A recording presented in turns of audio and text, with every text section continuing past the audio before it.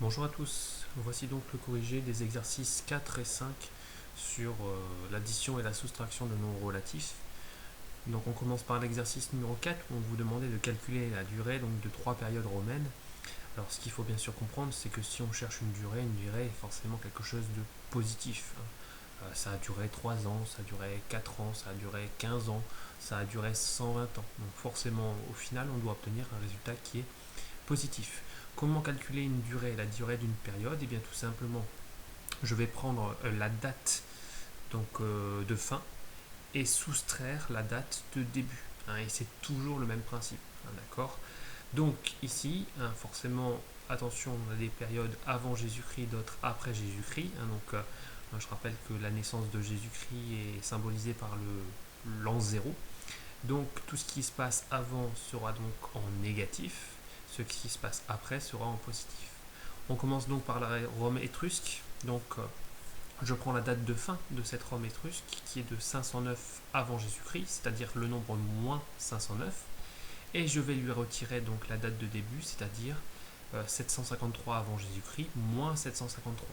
Alors pour la première fois, vous voyez apparaître deux signes moins qui se suivent, juste avant la parenthèse le premier et dans la parenthèse le deuxième.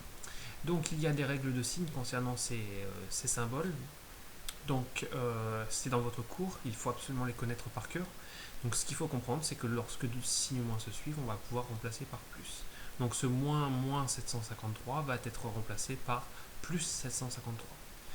Ensuite, il nous reste à faire le bilan. Donc j'ai mis en rouge le nombre négatif, en vert le nombre positif. Donc on peut remarquer que si on perd 509 euros et qu'on gagne 753, forcément mon bilan est positif, j'ai davantage gagné que j'ai perdu, et je calcule l'écart qu'il y a entre 509 et 753, cet écart c'est de 244.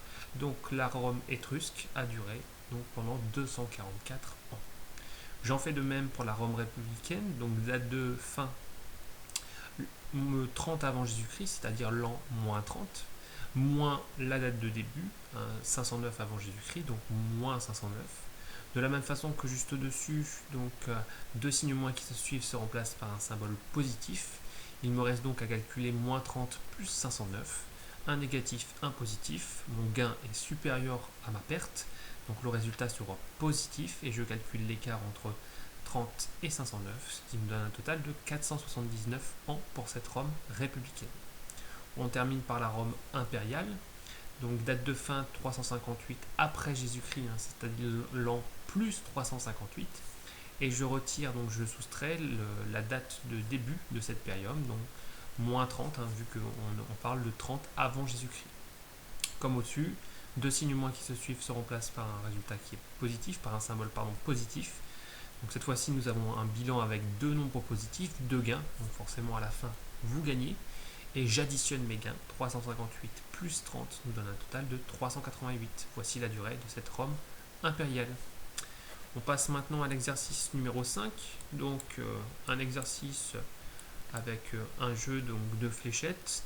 Chaque zone nous rapporte un nombre de points, alors nous rapporte ou nous fait perdre un nombre de points, comme vous pouvez le voir avec les zones bleues et grises qui nous font perdre des points. 16 fléchettes au total. Donc en fait ici on va devoir calculer, faire le bilan d'un total de 16 nombres relatifs. Donc pour Katia, 3 dans la zone grise, 2 dans la zone bleue, 6 dans la zone verte, 3 dans la zone orange et 2 dans la zone rouge. Donc comme vous pouvez le voir, j'ai additionné tous ces nombres. J'ai mis en rouge les négatifs, un 0 qui est neutre, qui ne va rien changer ici, je l'ai laissé donc en noir, et en vert les positifs. Donc comment faire pour calculer plusieurs nombres relatifs? Eh bien on va d'abord s'intéresser à faire le bilan de tous les négatifs et le bilan de tous les positifs. C'est ce qu'il y a de plus simple. Donc ici, si vous perdez 20, vous perdez 20, vous perdez 20, vous perdez 10, vous perdez 10, forcément vous perdez de l'argent et vous perdez la somme de vos pertes. Donc 20 plus 20 plus 20 plus 10 plus 10, ça fait 80.